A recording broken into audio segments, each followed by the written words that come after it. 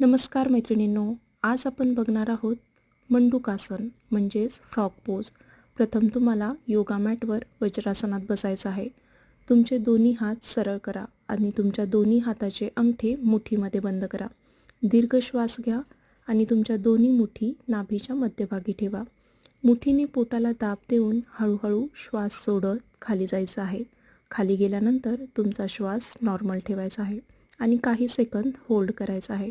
असे 3 ते 4 वेळा करायचं आहे।